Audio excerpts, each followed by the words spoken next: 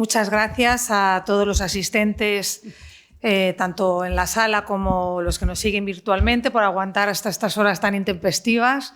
Y también muy brevemente agradecer a los organizadores de esta jornada la realización de la misma, en especial a Javier Álvarez, mi tocayo de apellido.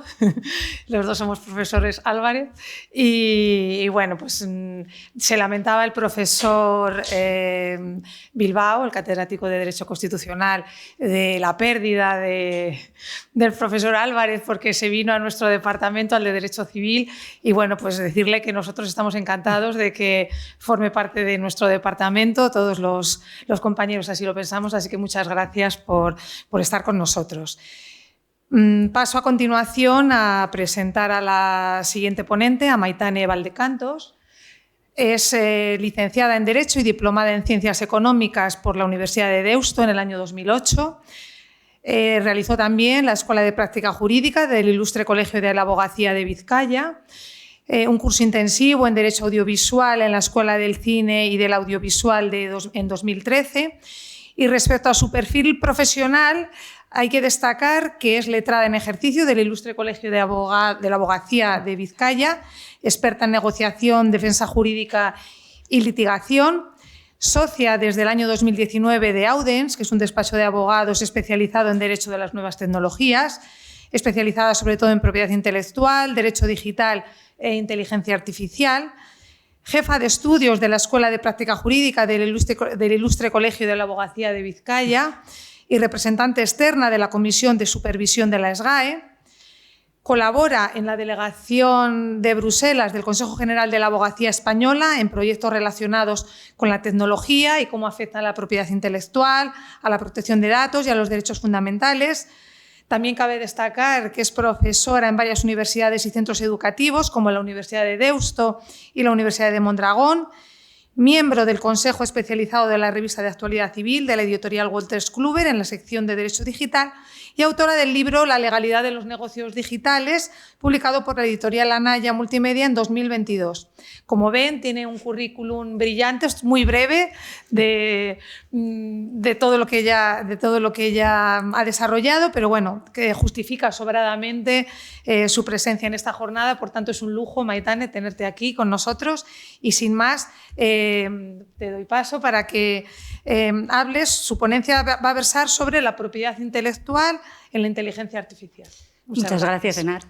A mí también me abruma esto de las presentaciones, así que voy a extensar. Soy del Athletic Club de Bilbao, que es lo más característico de mi perfil, y ahora ya podemos empezar con todo esto. Antes de nada, por supuesto, dar las gracias a la universidad, a Javier y al Centro de Inteligencia Artificial, a Enar por su estupendísima y sobrada presentación, y vamos a hablar un poquito de inteligencia artificial. A los últimos que voy a dar las gracias es a todos vosotros valientes que aguantáis aquí y que vais a escucharme ahora hablar de algo ligerito, ¿vale? O sea, algo que no tiene ningún tipo de trascendencia y que tampoco os preocupa lo más mínimo, que es de propiedad intelectual y su interacción dentro de la inteligencia artificial y sobre todo sus retos, porque como sabréis, el reglamento de inteligencia artificial, aunque será mi última slide, no afronta el reto al que se enfrenta la propiedad intelectual, sí que tiene algunas previsiones, como por ejemplo, hay que respetar la propiedad intelectual, oh, wow, gracias. En realidad, no se centra en esa materia, ¿vale? Por lo tanto, voy a plantear fundamentalmente tres preguntas, que es si la inteligencia artificial está protegida por la propiedad intelectual, si la inteligencia artificial infringe derechos de propiedad intelectual en su fase de entrenamiento y si las obras generadas por inteligencia artificial tienen o no reconocidos derechos de propiedad intelectual. Y aquí os diré que cuando yo empecé a dar clases allá por el 2011, esta primera parte de la que os voy a hablar era la más rápida. Yo la pasaba súper rápido, porque esto eran bases sentadas y sobradamente conocidas. Y ahora resulta que volvemos a las bases para afrontar una problemática brutal, que es los retos a los que nos enfrentamos en esta materia, ¿vale? Es verdad que la irrupción de la IA generativa pues nos ha traído a reflexionar más rápido, porque básicamente no nos queda otra y hay muchos colectivos autorales y creativos afectados. De hecho, a mí que las palabras me parece que importan, creo que por eso la llamamos generativa, ¿vale? en contraposición con la creatividad humana, y por eso no se llaman máquinas creativas, ¿vale? Bueno, vamos a empezar hablando de qué es esto de la propiedad intelectual, ¿vale? Básicamente es un catalizador que lo que hace es convertir el talento y la creatividad en, bueno, industria, ¿vale? ¿Y cómo lo hace? Pues lo hace a través de una serie de atribución de facultades que pueden tener carácter moral, esas que unen al autor o a la autora a su obra de manera muy espiritual, y que además tengamos en cuenta que los derechos morales, aunque no tienen una composición económica en sí misma, su infracción sí, ¿vale? Pedimos muchos dineritos por infracciones de derechos morales, y las que permiten pagar facturas, es decir, los derechos económicos, ¿vale? Los derechos de explotación. Vale. Y aquí vamos a entrar en qué se considera dentro de esta materia obra protegida, porque hay que tener en cuenta que algo no tenga derechos, que una creación o una obra no tenga derechos, no quiere decir que no tenga valor, y tampoco quiere decir que no tenga precio. No sé si recordáis el primer cuadro pintado por una inteligencia artificial, el retrato de Edmond de Bellamy, se vendió por más de $400.000. Efectivamente, precio tiene, y valor y consideración, igual que la tiene un cuadro pintado por, no sé, un elefante, ¿vale? Evidentemente tiene ese tipo de valor. Pero, ¿qué se considera obra protegida? Bueno, pues el artículo 10 es el que nos prevé un poquito que se protegen las obras originales, literarias, artísticas o científicas generadas, expresadas a través de cualquier medio de soporte conocido o por conocer, ¿vale? Y además el 5 nos dice que se considera autora la persona natural que crea alguna obra literaria, artística o científica, a pesar de que haya determinadas personas jurídicas que se puedan beneficiar en determinados casos. ¿Por qué os cuento esto? Porque luego tendrá sentido, ¿vale? Lo de las personas jurídicas que se benefician de estos derechos en determinados casos. Vale. Por lo tanto, analicemos un pelín estos requisitos. El primero de los requisitos que tiene cualquier obra para considerarse protegida por la normativa en materia de propiedad intelectual es la interacción y creación humana. Y aquí no entramos a valorar si la obra es buena o no es buena, ¿vale? Hay determinados autores a día de hoy de determinado tipo de músicas que no acabo de entender por qué funcionan, ¿vale? Pero funcionan y sus derechos están perfectísimamente reconocidos y sus obras están perfectísimamente reconocidas. Yo soy más de Sabina, cada uno con lo suyo. Total, que la propia norma ya te prevé expresamente que solo se van a proteger las creaciones humanas. Bien, primero de los requisitos. Bueno, yo os diría que menos mal que esta fotografía, no sé si os habéis fijado, pero esta fotografía arriba del todo tiene un iconito que viene a reconocer el tipo de licencia y si pincháis ahí encima, os lleva a quién es el autor o la autora y la fuente de la que está obtenida esta fotografía. Esta, a pesar de que yo voy a reconocer a su autor clarísimamente porque me permite explicar la propiedad intelectual como nadie, este es el mono Naruto. No sé si conocéis su historia, el selfie del mono Naruto es, la gran maravilla de los que nos dedicamos a la propiedad intelectual, especialmente ahora, porque básicamente este selfie gracioso y buen rollero dio lugar a dos conflictos distintos, curiosos, lo que nos lo pasamos de bien los abogados en esta materia. Básicamente, bueno, hubo un fotógrafo, Slater, que se fue a fotografiar macacos allí a Indonesia y bueno, pues la cosa se le complicó, dejó la camarita, se fue, Naruto se acercó y se echó unos cuantos selfies, ¿vale? Entre ellos este. Total, Wikipedia lo publica en su página web y dice Slater, ya empieza la fiesta. Yo me voy a hacer multitetramillonario porque esta fotografía se hizo viral. Y lo que sucedió es que básicamente Slater le requirió el cese en la utilización de la obra, le dijo que estaba infringiendo sus derechos de propiedad intelectual y que por lo tanto pasase por caja. ¿Y qué dijo Wikipedia? Que me suelte el brazo, señora, que no sé de qué me está hablando usted. No se da el caso, esta obra es una obra que ha sido sacada por un mono, por lo tanto es una fotografía libre de derechos. Pero cuando parecía que esto ya estaba medio controlado, apareció PETA, el Partido de Defensa de los Derechos de los Animales. Dijo, pero ¿usted qué dice, Slater? La fotografía es del mono y, por lo tanto, los derechos de explotación y rendimiento económico tienen que ir a parar a la reserva. Y dio lugar a un pleito. Y ese pleito se resolvió y el tribunal que lo resolvió dijo que esta foto era una foto libre de derechos porque no cumplía el requisito de la autoría humana. Pero como no estaban muy contentos, recurrieron los dos a la sentencia y básicamente en ese ínterin en el que la apelación no había sido resuelta llegaron a un acuerdo. Yo creo que debieron de pensar hombre, entre 0 para cada uno y lo que pillemos a medias, pues mejor el acuerdo. Pero aún así, el Tribunal de Apelación entendió que era tan trascendental el selfie del mono Naruto, gracias, que iba a resolver la apelación y nuevamente volvió a confirmar la sentencia de instancia, indicando que efectivamente era una foto libre de derechos. Por ese motivo no tiene ningún tipo de licencia reconocida, pero es una maravilla para explicar a día de hoy la inteligencia artificial y los derechos en materia de propiedad intelectual. El segundo de los requisitos es la originalidad. Este es otro de los requisitos sobre los que pasábamos muy por encima, hablando de qué es esto de la originalidad a nivel jurídico, ¿vale? Que no a nivel social o lo que pensamos como que puede aportar originalidad a una obra. No. En este caso, cuando hablamos a nivel jurídico, tiene muchísima relación con el primero de los requisitos, porque básicamente esta originalidad se asocia a que sea el resultado de las elecciones creativas de su autor o su autora. Por lo tanto, está intimísimamente ligado, ¿vale? Y este requisito es uno de los requisitos más importantes también para ponerlos en contexto con el resto de requisitos y la inteligencia artificial. Y por último, este es más sencillito, que esté expresada a través de cualquier medio de soporte conocido por conocer, por aquello de no impedir que los nuevos soportes puedan encontrar un amparo cuando tú has conseguido plasmar esa obra en cualquier soporte. De hecho, a día de hoy no se cuestiona desde, qué sé yo, la realización de esculturas en cabello humano o en chocolate. El soporte será más o menos efímero, pero efectivamente encontrarían también esa protección. Vale, y ahora vamos a empezar con a quién protege la propiedad intelectual. Respuesta corta. A muchísimos sujetos, mogollón, ¿vale? Protege a los autores y a las autoras, protege a los productores fonográficos y audiovisuales, protege a entidades de radiodifusión, tiene un derecho sui generis sobre las bases de datos, protege a entidades de prensa. Bueno, paro aquí. Voy a seguir con el resto de la presentación porque si no, no paramos. Pero básicamente vosotros y vosotras en la vida os movéis y yo creo que ya estáis infringiendo algún tipo de derecho de propiedad intelectual, ¿vale?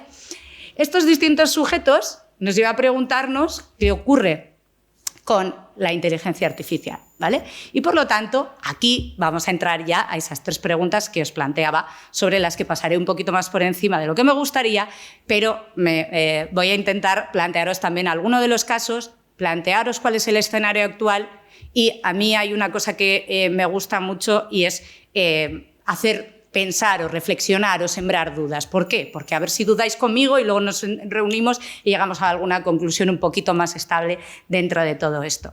Bueno, dentro de la propia normativa en materia de propiedad intelectual tenemos el artículo 96 que protege el software, que protege el programa de ordenador como toda secuencia de instrucciones e indicaciones destinadas a ser utilizadas directa e indirectamente en un sistema informático para realizar una función o una tarea, obtener un resultado determinado, cualquiera que fuera su forma de expresión o fijación.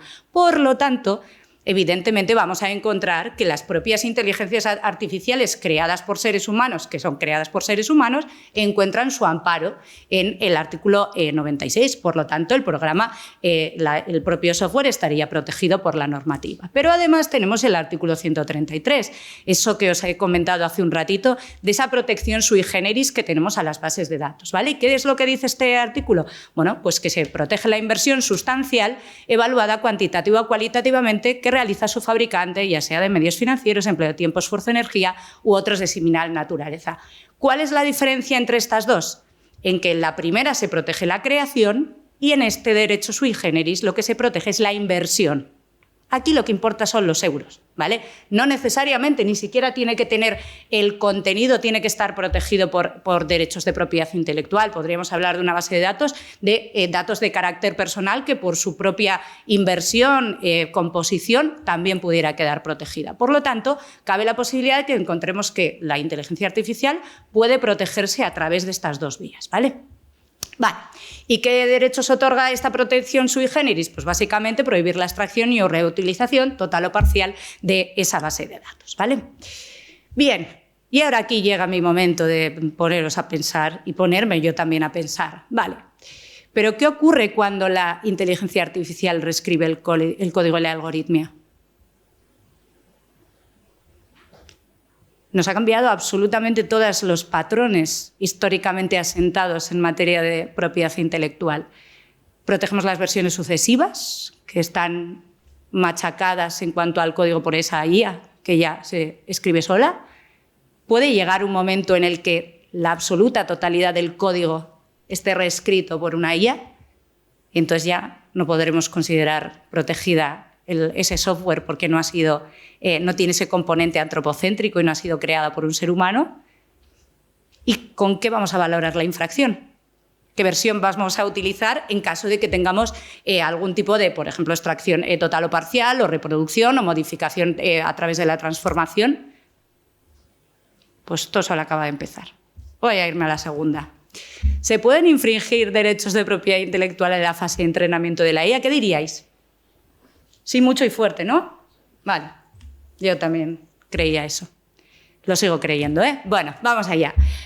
Bueno, básicamente aquí lo que nos vamos a encontrar es con el artículo 17, que es el que dice que corresponde al autor el ejercicio exclusivo de los derechos de explotación de su obra en cualquier forma y en especial reproducción, distribución, comunicación al público y transformación que no podrán ser realizados sin autorización o bajo la subsunción de un límite, ¿vale? ¿Qué es esto de los límites? Pues básicamente, en nuestro caso, en nuestra normativa, vienen en el artículo 40 y siguientes que los límites no podrán interpretarse de tal manera que causen un perjuicio injustificado a los intereses legítimos del autor o que vayan en detrimento de la explotación normal de las obras a las que se refieren. Hasta aquí más o menos en orden. Vale. Directiva de derechos de autor en el mercado único digital. ¡Qué momentazo! Momentazo precioso. Bueno, ¿sabéis lo que es la minería de textos y datos? ¿Os suena un poquito? Bueno, pues el artículo 2 dice que es toda técnica analítica automatizada destinada a analizar textos y datos en formato digital a fin de que puedan generar información que incluye, sin carácter exhaustivo, pautas, tendencias o correlaciones. Vale.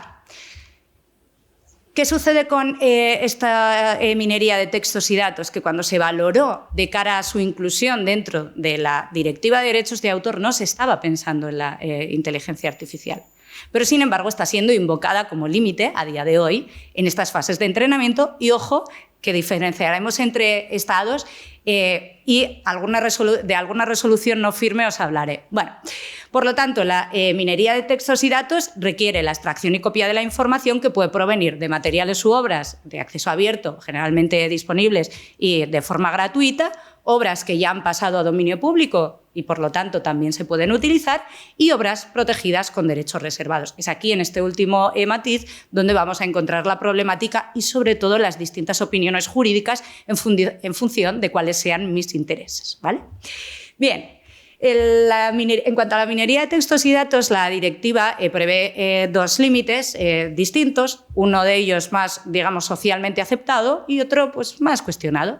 El artículo 3 es el aceptado, ¿vale? Básicamente lo que prevé es una excepción con respecto a las reproducciones y extracciones realizadas por organismos de investigación e instituciones responsables del patrimonio cultural con el fin de realizar, con fines de investigación científica, minería de textos y datos de obras u otras prestaciones a las que tengan acceso lícito. Esto nos parece como aceptable socialmente. Oye, para la protección del patrimonio y para investigación científica aplicamos este límite.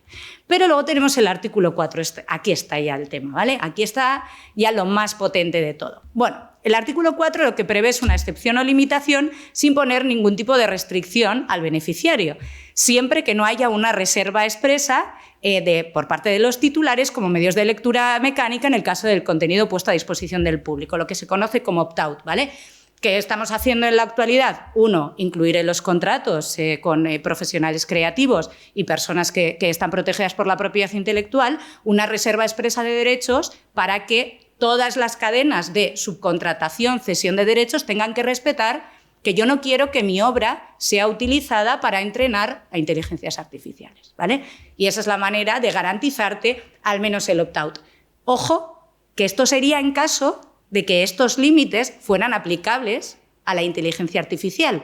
Y a esto todavía le queda mucho recorrido interpretativo. ¿Por qué? Porque esto tiene que llegar al Tribunal de Justicia de la Unión Europea y nos tiene que decir cómo tenemos que interpretarlo correctamente. Hasta ese momento, pues cada uno irá tirando y avalando sus acciones en base a lo que más le interese y luego ya veremos, como casi todo. Casi todas las normas tienen un determinado recorrido y una determinada necesidad de tener vida. Y lo que le llamamos vida, porque, o sea, como decía Javier con respecto a determinados conceptos jurídicos indeterminados, no sabemos, tenemos un texto, pero no sabemos cómo aplicarlo con seguridad jurídica. Por lo tanto, deberá ser el Tribunal de Justicia el que se pronuncie al respecto. Vale.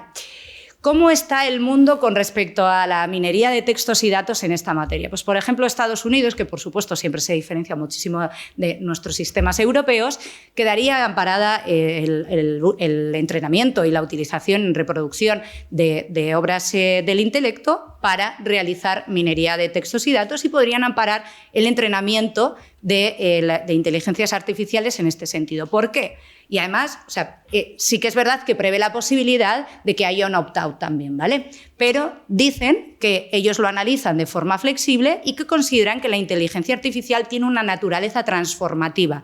Yo no sé si recordáis, pero hubo un momento en el que los buscadores, para machear imágenes, cuando tú metes a un buscador para que te localice una imagen, tiene que tener la otra imagen para machearla y decirte dónde está. Vale, es lo que se está utilizando para considerar que efectivamente se puede entrenar inteligencias artificiales en esta materia y que la minería de textos y datos serviría como límite para realizar esas acciones. ¿Vale? Ahora bien, ¿cómo estamos en Europa? Poesía eres tú y el caso Lyon. ¿Vale? ¿Habéis oído hablar de este caso? Es muy, muy reciente. Bueno, es un caso que ha resuelto un tribunal alemán y que no es firme. ¿Vale? Es del 27 de septiembre, es decir, hace 4 días, como quien dice. Básicamente, en este caso, resuelve un caso de scrapping, de utilización de una imagen sin autorización, aun cuando el propio titular y la plataforma en la que estaba dispuesta especifica expresamente que no se puede utilizar esa fotografía para alimentar y entrenar inteligencias artificiales. ¿Vale? ¿Qué es lo que sucede en este caso? Que el tribunal alemán lo ha considerado amparado en base al 60.d de su norma nacional por un motivo fundamental, y es que considera que la plataforma que lo está utilizando es una plataforma que se subsumiría dentro del artículo 3 de la directiva. ¿Vale? ¿Y cuál es la diferencia, además de la aceptación social del 3 y el 4? Que el artículo 3 no permite opt-out, no permite expresa reserva de derechos. Si se aplica ese límite, automáticamente da igual lo que el autor o la autora haya delimitado a tales efectos. Por lo tanto, considera amparado en base a ese límite del artículo 3 y no le resulta relevante el hecho de que el propio autor tuviera hecha una expresa mención a la no utilización. Pero hay 2 cosas que a mí sí me han gustado de esta resolución. La primera es que considera que hay un acto de reproducción, y esto es algo que se cuestiona también incluso por parte de los propios creadores de inteligencias artificiales, que dicen que ellos no copian ni reproducen en absoluto una imagen o un libro o una película, que ellos lo que tienen es una herramienta que funciona de manera análoga a la que funciona el cerebro humano, de tal manera que lo que va a hacer mi herramienta cuando tiene acceso lícito a la obra, es decir, cuando adquiere un libro, bien porque lo ha pagado o bien porque el libro está puesto a disposición del público sin ningún tipo de contraprestación, lo que va a hacer es leérselo y aprender de él. Y luego, leyendo ese y otro y otro y otro y aprendiendo mucho de cada uno de nosotros, entonces va a ser capaz de generar otro tipo de contenido. Pero que no hay acto de reproducción y tampoco hay acto de transformación, ¿vale?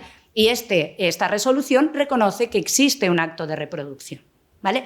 Y otra cosa importante que tiene esta resolución es que, además de eso, dice que el lenguaje natural es suficiente para el entendimiento de la máquina con respecto a la reserva de derechos, ¿vale? Es decir, que considera compatible la reserva de derechos hecha en lenguaje natural, que es el nuestro, el de los seres humanos, no el de los ceros y los unos, ¿vale? Y eso también me ha parecido que es algo importante a tales efectos. ¿Qué sucede? Que esta resolución va a estar recurrida y veremos qué es lo que sucede en apelación, y si no es esta la que acaba en el Tribunal de Justicia de la Unión Europea, que a mí me haría mucha ilusión que llegase algo pronto, ¿vale? Bien, puntos sobre los que reflexionar en esta materia. Básicamente, ¿respeta la minería de textos y datos la regla de los 3 pasos? ¿Respeta el uso de obras protegidas para el entrenamiento de inteligencias artificiales, el no causar un perjuicio injustificado a sus autores y no contravenir la normal explotación de la obra?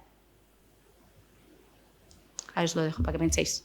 ¿Es compatible aplicar el límite de minería de textos y datos al propio sistema de entrenamiento de IA? Porque yo no tengo claro que sea aplicable al entrenamiento de ellas. No era, desde luego, el objetivo cuando se aprobó. ¿Es de aplicación también la sentencia del Tribunal de Justicia de la Unión Europea del caso Svensson respecto a cuando consideramos un público nuevo? Y necesitamos un sistema, imaginémonos, que además de todo esto ya optamos por, nos rendimos, nos entregamos y decidimos que todo esto se puede hacer de esta determinada manera. ¿Cómo vamos a conseguir el equilibrio de derechos entre las personas que crean o las personas o los titulares de derechos y, bueno, el rendimiento de las inteligencias artificiales, en este caso especialmente generativas? Porque tendríamos dos sistemas, mantenernos en el actual. Actualmente tenemos un sistema de derechos exclusivos, por lo tanto, yo, salvo que no se me aplique un límite, una excepción, soy titular de unos derechos y yo decido quién puede acceder a ello, reproducirlo, comunicarlo públicamente, distribuirlo, transformarlo. De tal manera que me da igual que tú vengas con la chequera y me digas, toma X mil, que si yo no quiero, no se hace. Y eso es un sistema de derechos de exclusiva. O tenemos otra opción que rendirnos y decir, lo van a hacer igual. ¿Vale? Van a seguir entrenándose, eso es, van a seguir entrenándose con obras del intelecto, ya lo han hecho. ¿Y ahora qué dicen? Es que no sé con cuáles. Ahora que les dé, ven aquí que vamos a hacer cuentas, a ver lo que me debes. Es que la opacidad de la inteligencia artificial me impide saber con cuántas obras se ha entrenado mía, ya te lo digo yo, con todas. Las que sí, las que no y las que ni un poco. Entonces, tenemos esa problemática y se sigue debatiendo en cuál debería ser incluso el sistema, porque podemos acudir a unas licencias a través de remuneración colectiva obligatoria, pero eso sería desprenderse de derechos de exclusiva. Es decir, oye, optamos por, mira, lo van a hacer igual, que paguen, y ya está. Pero supondría romper absolutamente con el sistema que tenemos actual de esa unión del autor a la obra y de ese poder de decisión sobre dónde va a acabar mi obra. ¿Vale? Y por último, pero no por ello menos importante, ¿tienen derechos de propiedad intelectual las obras generadas por IA? Venga, ¿tienen? ¿Qué diríais? Esa respuesta siempre es la perfecta. O sea, todo mi alumnado sabe que si quiere tener un 10 conmigo, salvo en la clonación humana, que ojo, yo me entregaría a ella, me vendría muy bien un par de ellos, es que en general la respuesta correcta es casi siempre depende, ¿vale? Aunque en general, en este caso en particular, hay una respuesta que tiene un mayor asentamiento, salvo que sea una diferenciación que os voy a especificar ahora. Básicamente, ¿os acordáis de esa foto de una niña pintorrojeando en una pizarra, verdad? La creación humana. Bueno, pues las obras generadas automáticamente por inteligencias artificiales, ya os lo digo, son libres de derechos, ¿vale? No encuentran protección, son el selfie del mono Naruto, ¿vale? ¿Por qué? En primer lugar, porque los derechos están reservados a obras creadas por personas físicas, y en segundo lugar, porque aunque se los concediéramos, no tienen personalidad jurídica para hacer nada con ellos, ¿vale? Y os cuento esto también porque, aunque no os lo creáis, ha habido ya un recorrido de análisis de intentos de registros brutal en esta materia. Esto sí que les importa mucho. El resto vamos a dejarlo a nivel que podamos interpretarlo de distintas maneras, pero esto sí que les importa mucho.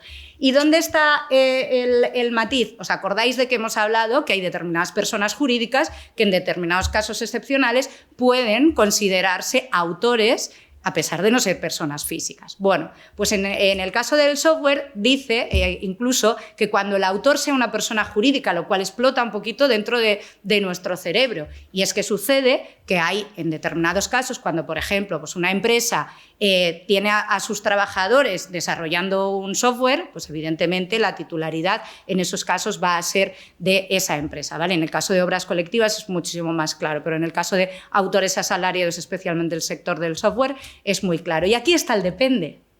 ¿De qué depende? Pues básicamente si tenemos una utilización instrumental con intervención humana mínima, o si realmente tenemos si tenemos una utilización instrumental, o si básicamente la obra es generada por la inteligencia artificial o con una intervención humana mínima. Y eso es lo que va a delimitar si la obra está o no protegida. Que la obra es generada por una IA automáticamente no tendrá protección. Que la obra es creada por un ser humano asistido de la IA puede encontrar protección. Y aquí viene lo de siempre, ¿vale? Seres humanos queriendo registrar obras generadas por IA. Así. Yo he tenido clientes que me han dicho, es que me gusta mucho. Digo, ya, la vida. Bien, y ahora os voy a hablar de unos poquitos casos para diferenciar esta intervención humana o no y esta IA generativa, y luego de un proyecto que es maravilloso, a mí me resulta desde el punto de vista jurídico maravilloso, que es el proyecto DABUS, que es una fantasía para todos los que nos gusta el derecho en esta materia. Pero vamos a empezar por DreamWriter. DreamWriter es un sistema de IA desarrollado por Tencent, que es una empresa, para escribir textos de forma autónoma. Total, se presenta un procedimiento judicial básicamente porque este sistema de IA escribe una noticia que luego es copiada y llevada a otra página web, otra plataforma, copiada y pegada, ¿vale? Control-Alt, Control-V. Bien, ¿qué es lo que sucede en este caso? Bueno, pues las alegaciones ya os imaginaréis las que son. Por un lado, yo soy el titular, yo he programado, yo he escrito, y por el otro lado, esta es una obra libre de derechos, está hecha y está escrita por una inteligencia artificial y por lo tanto tiene que ser libre de derechos. Curiosamente, en este caso, se dice que existe un grado suficiente de creatividad, reflexión y estructura lógica, pero considera que realmente hay una infracción de derechos de propiedad intelectual porque a quien le otorga los derechos es a los autores que han programado. ¿Por qué? Porque se trataba de una obra muy característica financiera y en la que la escritura financiera había sido introducida por esos autores. Esto aquí no sucedería, ya os lo digo yo, este mismo caso te lo resuelve un tribunal español y te dice que eso ha sido generado automáticamente por IA, por mucho que la información y el código se lo hubiera metido varias personas para que fuera capaz de producir este tipo de noticias, ¿vale? Pero la realidad es que entendió que era el resultado de las actividades intelectuales del equipo programador y estimó la demanda, ¿vale? Es un caso que se produce en China. Luego tenemos aquí el caso DABUS, ¿vale? El caso DABUS voy a hablaros en términos de propiedad intelectual amplia, es decir, propiedad intelectual e industrial. No me voy a detener muchísimo porque no tenemos mucho tiempo, pero sí que os quiero hablar de algunos casos, ¿vale? Básicamente, DABUS es un sistema de IA creado por Stephen Thaler, cuya función principal es emular funciones cerebrales con propósitos creativos, ¿vale? Y el proyecto de inventor artificial es un proyecto liderado por un abogado que se llama Ryan Abbott y ha presentado en más de 150 países solicitudes de 2 patentes para proteger las invenciones de DABUS. Es decir, DABUS genera invenciones solo, sin intervención humana. Y ha presentado en 150 países. Básicamente, en cada país y cada territorio presenta unas alegaciones distintas, lo cual, por eso os digo que si os interesa la materia, es maravilloso desde el punto de vista friki, entiéndaseme bien, porque es brutal cómo lo siguen intentando por distintas vías para encontrar alguna fórmula en la que consigan obtener la protección. Y además, es un proyecto que tiene una finalidad concreta para ellos, y es que no quieren que las obras, o que en este caso las patentes, vayan a nombre de la persona física y colocarse esa persona física como inventor. Es que quieren que vaya a nombre de la inteligencia artificial y que esa inteligencia artificial, en concreto DABUS, aparezca como inventor, aunque como solicitante va a ir una persona física o jurídica, ¿vale? De hecho, hay un momento en el que en una de las solicitudes ponen nombre del inventor DABUS, apellidos, máquina de inteligencia artificial. Y chimpún, ¿vale? Bien, ¿qué ha pasado con DABUS en Estados Unidos? Pues que la normativa estadounidense en esto sí que es igual que la nuestra, ¿vale? Y por lo tanto solo prevé que los inventores puedan ser personas físicas. Por lo tanto, denegó la patente por ese motivo, ¿vale? ¿Qué ha pasado con DABUS en la Unión Europea? 2 cosas distintas a falta de una. Bueno, la primera es que evidentemente volví a presentarlo y la EPO denegó las solicitudes de patente porque nuevamente el inventor debía ser una persona física y recurrió. Y también denegó otra solicitud en la que el solicitante declaraba ser una persona física que tiene derechos para solicitar la patente y por ser el propietario de la máquina que inventa. Le salió exactamente igual de mal y de hecho, incluso la propia oficina le dijo, ¿por qué no te lo pones a tu nombre? ¿Vale? Pon que tú eres el inventor, te la voy a conceder, pero déjame ya, ¿vale? Y eso es lo que ha pasado en este caso. En otros países, bueno, pues en 2021 Australia se convirtió en el primer tribunal en el que reconoció a DABUS como inventora, ¿vale? Resolvió que Thaler era el titular derivativo por ser poseedor de DABUS, autor de su código y propietario del ordenador en el que DABUS era ejecutado. pero se revocó esta sentencia porque este era un juez del que la justicia la tenía no amparada en la norma. Él quería ir más allá, decía que aquello no estaba bien y que ese punto de vista tan antropocéntrico igual había que superarlo. Pero claro, la ley es la ley y entonces se revocó esa resolución. Y Sudáfrica sigue siendo el único país que tiene una invención protegida generada por una IA, básicamente porque no tiene análisis de fondo, sino solo de forma, de tal manera que si tú la presentas correctamente, eso va para adelante, ¿vale? No prevé expresamente que no puedan ser personas no físicas las que sean inventoras y, por lo tanto, en eso se ampara y se hace así. Vale. Pero además Davus no solo hace invenciones, también hace ilustraciones, ¿vale? La que he puesto, justo esa fotografía, como habréis visto, tampoco tenía licencia porque es esta ilustración, ¿vale? Lo mismo, ahí, pico y pala, a ver qué conseguimos. Pues básicamente solicitó en Estados Unidos el registro de la imagen y nuevamente se le resolvió que se denegaba por carecer de autoría humana. Y, de hecho, la propia memoria de la oficina dice que no va a registrar trabajos ideados por una máquina o el resultado de un mero proceso mecánico que funcione de una forma aleatoria o automática sin aportación o intervención de un ser humano, ¿vale? Y por último os voy a hablar de este caso, que no sé si os suena, pero ha sido bastante sonado. Esta es una persona, una autora, que ha creado un cómic en el que todo el texto y el guión está escrito por ella, pero todas las ilustraciones están generadas por ella. Y un cómic tiene muchas ilustraciones, ¿vale? No es un libro, es una composición absoluta. Bueno, total, que esta autora, no soy capaz, Cristina voy a decir, pero su apellido no soy capaz de reproducirlo, lo que hizo fue llevar a registrar su obra y se le registró. Pero luego se hizo muy famoso el cómic por haber sido las ilustraciones generadas por una inteligencia artificial y la oficina se enteró. Que a veces la publicidad no siempre es tan buena como creemos, ¿vale? Y aunque la obra fue registrada, se canceló el registro de la propiedad intelectual del cómic al ser conocido por esta oficina. Ella alega que dedicó muchísimo tiempo a trabajar con Midjourney para conseguir ese resultado. Y hay quien piensa que incluso los creadores de los prompts deberían ser autores del resultado.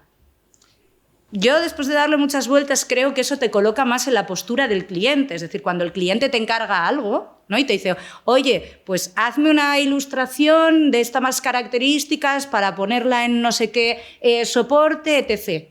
Eso no te convierte en una persona talentosa creativa. Quiero decir, si yo entro a una IA generativa y le digo, me apetece que me hagas la Venus de Botticelli, pero con mi cara así súper bonita, eso no me da talento pictórico. Yo me parezco más a la niña del 6 y el 4 de la pizarra.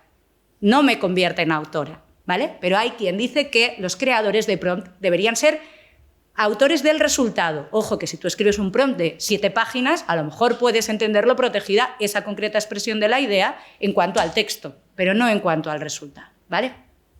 Y la oficina ha cancelado el registro básicamente porque la obra que ha sido depositada no puede ser protegida así, ¿vale? Y lo que le dice es que, por supuesto, es autora plena de toda la obra, digamos, literaria, pero que de la parte de ilustración no, y por tanto no puede registrarse ese cómic como obra, ¿vale? Y la ha denegado. Está pasada también hace nada.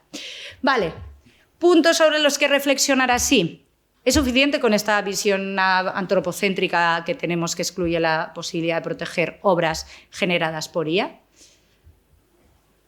Os la dejo ahí. Hay quien dice que, que deberíamos mantener este sistema de única y exclusivamente derechos a las personas físicas. Hay quien dice que no solo deberíamos conceder derechos a las inteligencias artificiales, sino además otorgarles personalidad jurídica. No sé si tienen derechos que paguen hospitales. Y hay quien mantiene que a lo mejor necesitamos dar algún tipo de protección, aunque no sea la autoral, ¿vale? En este caso, cuando hablamos de algún tipo de protección que no sea la autoral, ya os he hablado de los derechos sui generis, por ejemplo, de las bases de datos, ¿vale? Podemos proteger la inversión. ¿Por qué? Porque es muy difícil encuadrar un sistema en el que empresas invierten millones de euros para no obtener ningún derecho sobre el resultado. Y ya no hablamos de aquí de estas fotografías o de estas ilustraciones, es que hablamos de que hay máquinas que son capaces de generar invenciones, que son capaces de mejorar nuestra salud. ¿Quién va a invertir en eso si en el momento en el que salga a la luz va a ser para todos? El aprovechamiento del esfuerzo ajeno va a ser brutal. Entonces, quizá debemos repensar. De hecho, se está repensando, ya os lo avanzo. Vale, y en caso de que optemos por la primera, lo que os decía, en caso de que optemos por la primera opción, ¿cómo huimos de este aprovechamiento injusto? Y en el caso de que optemos por la segunda opción, ¿qué tipo de protección le vamos a dar? ¿Vale? ¿Y para qué tenemos el reglamento de inteligencia artificial en esta materia? Bueno, básicamente recoge una serie de obligaciones, ya os he dicho que no se centra en las obras del intelecto en este caso, sino en el impacto en los derechos fundamentales, ¿vale? ¿Qué es lo que prevé? Bueno, básicamente que haya que observar y proteger los derechos de propiedad intelectual. Como decía Raquel, en materia de responsabilidad civil no hacía falta, ya está en las normas aplicables que hay que respetarlos. En este caso sí que establece que tienen que marcar directrices para garantizar esos derechos y para detectar y cumplir con las reservas de derechos a través de tecnología punta. ¿Os acordáis de los opt-out que os he dicho? Esos casos en los que yo pongo a disposición del público o que cedo a terceros con expresa reserva de que mi obra no se utilice para entrenar a IA, bueno, pues lo que prevé el reglamento es que tengan esas empresas que implementar tecnología punta para detectar y machear cuando hay opt-out. Y, por lo tanto, no entrenar a sus IAs con respecto a esas obras. ¿Y os acordáis de lo del lenguaje natural de lo que os he hablado? Pues eso es súper importante aquí justo porque si esa es la delimitación final, lo curioso y lo importante es que esas detecciones las tiene que hacer tanto si está en código informático como si está en lenguaje natural. Es decir, hola, no coja usted mi obra, gracias, agur. Agur es adiós en euskera, perdón. Que yo considero que agur es castellano de toda la vida, eso lo tengo ya interiorizado. La tercera es que tienen que elaborar y poner a disposición del público un resumen detallado del contenido utilizado en el entrenamiento de la IA. ¿Por qué? Porque yo os he dicho lo que dicen ahora. No sé, no me acuerdo, no tengo constancia de qué he utilizado. Bueno, pues tendrá usted que tenerla y si no, combata tecnología con tecnología, que ya le digo yo que si usted utiliza inteligencia artificial para saber con qué obras ha entrenado a su IA, seguramente al menos un catálogo mínimamente detallado extrae. Y por último, también el identificar las obras que han sido generadas por IA. ¿Por qué? Pues para todo en la vida. Primero, para que sepamos qué valor puede llegar a tener una obra, porque no va a ser lo mismo una obra pintada por Pablo Picasso que una obra generada por una IA. También incluso para los consumidores es una protección, ¿vale? Pero también es una protección para las personas que crean, para que puedan diferenciar sus obras que llevan un esfuerzo, que llevan un tiempo, que a los seres humanos nos da por comer, dormir, tener problemas, etc., cosa que a las inteligencias artificiales no les da por ahí, ni tienen derechos laborales, ni nada por el estilo. Por lo tanto, diferenciemos esas dos características, ¿vale? Por lo tanto, con todo esto nos toca repensar un poquito el sistema. Nos toca repensar el sistema, nos toca esperar a determinadas resoluciones para interpretar determinados conceptos y, en concreto, determinadas excepciones también, y todo esto lo único que busca es encontrar la sociedad que queremos dejar a nuestros hijos, ¿vale? Cualquier modificación normativa en materia de inteligencia artificial no puede tenerse en cuenta exclusivamente desde un punto de vista sectorial. Tenemos que pensar en si queremos ser Estados Unidos, si queremos ser Europa, en si queremos pensar que las cosas se pueden hacer de otra manera o si queremos liberalizar el mercado o cómo queremos dejar el Estado, en este caso los Estados que componen la Unión Europea, a las futuras generaciones. Así que muchas gracias por aguantar, espero no haberos aburrido demasiado y si tenéis cualquier pregunta, encantadísima.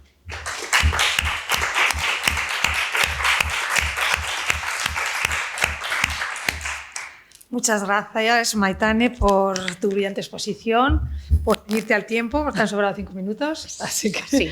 Tenemos tiempo, ¿no, Javier, para alguna pregunta? Si alguien quiere... Es que he levantado la mano a la vez.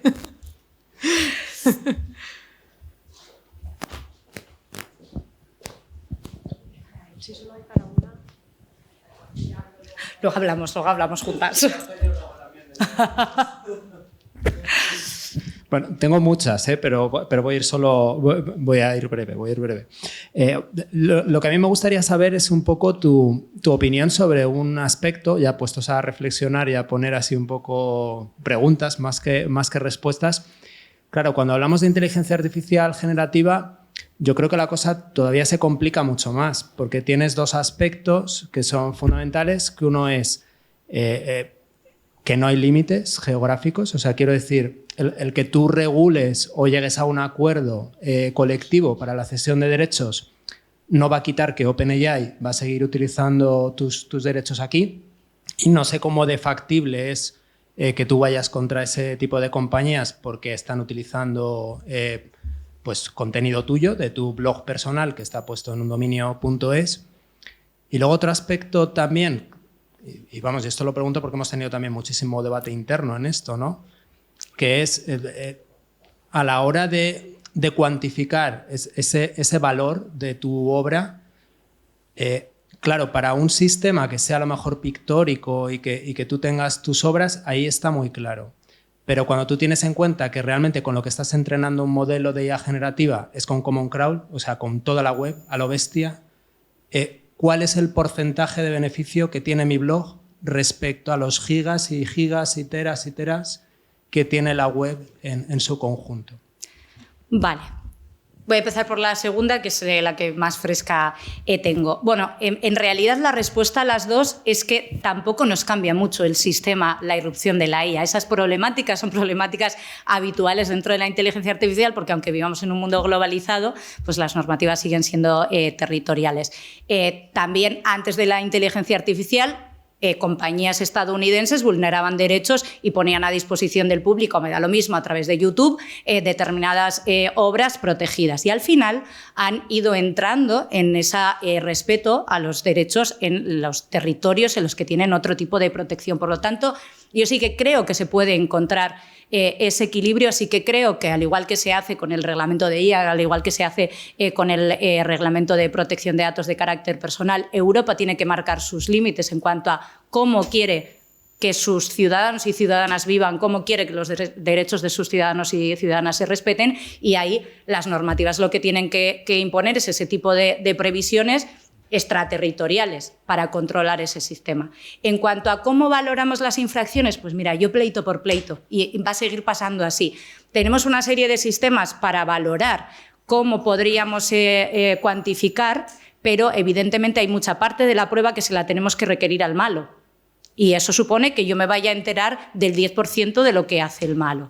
¿Cómo se suelen realizar? Pues bueno, a través de los beneficios obtenidos, a través de la regalía hipotética, que básicamente es lo que yo hubiera cobrado en caso de haber autorizado un determinado comportamiento. ¿Cómo se puede hacer eso? Una de dos, porque he licenciado previamente, o en base a licencias de terceros y a cuánto se cobre. Pero para mí ese es el resultado final, y la reflexión está primero en el sentido de: si mis derechos son exclusivos, es que ni pagando. No va de cuánto me tienes que pagar, va de que tienes que respetarlos, porque solo yo, autora o titular que ha adquirido esos derechos de propiedad intelectual, puedo decidir si tú coges mi obra.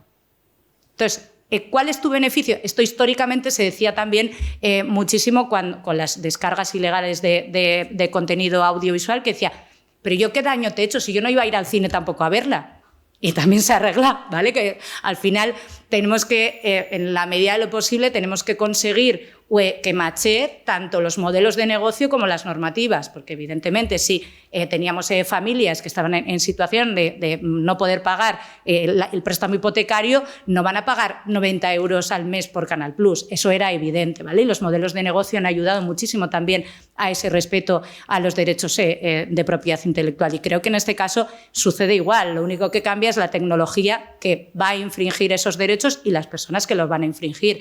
El problema, para mí, hay un problema adicional, que es el de si voy a un supermercado y me llevo un brick de leche sin pagar, ¿eso es legal o es ilegal?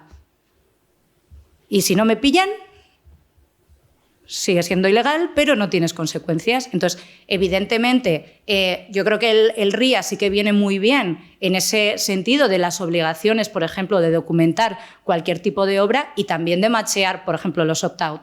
Pero Aún así, me queda la pregunta y la reflexión de estamos aplicando y estamos reconociendo que tiene que tener una tecnología que permita machear el opt-out, por lo tanto estamos reconociendo que los límites del artículo 3 y 4 de la directiva serían aplicables a este escenario.